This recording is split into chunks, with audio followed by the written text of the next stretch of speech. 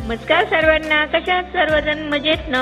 आज आपण पाहूया हळूहळू एक एक शब्द वाचा. प्रत्येक वाक्यात किती अर्थ दडलेला आहे.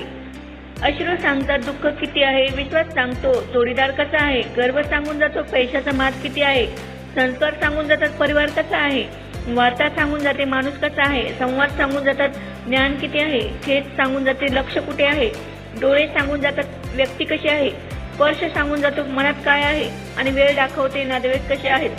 भावकीतली चार माणसं एका दिशेने तेव्हाच चालत असतात जेव्हा पाचवा खांद्यावर असतो. संपूर्ण आयुष्य आपण याच विचारात जगत असतो की लोक काय म्हणतील, आणि शेवटी लोक हेच म्हणत असतात की राम नाम सत्य हे.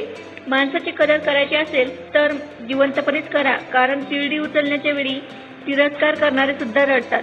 मेल्यावर माणूस चांगला होता असं म्हणण्याची प्रथा आहे, आणि जिवंतपणे माणूस ओळखता येत नाही हीच खरी व्यथा. म्हणून माणसांनी जिवंतपणे समजून घ्या, मेल्यावर समाधीवर फुल वाहण्यात काहीच अर्थ नसतो. चांगल्या माणसावर जेवढा विश्वास ठेवा जेवढा आजार आपण औषधावर ठेवतो, कारण औषध जरी कडू असलं तरी ते आपल्या फायद्यात असतं.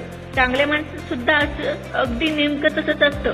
तर माझा व्हिडिओ कसा वाटला, काय वाटला, कमेंट करायला विसरू नका, लाईक करायला विसरू नका, नवीन असेल तर सबस्क्राईब करा, व्हिडिओ आवडला तर मित्रांना शेअर करा.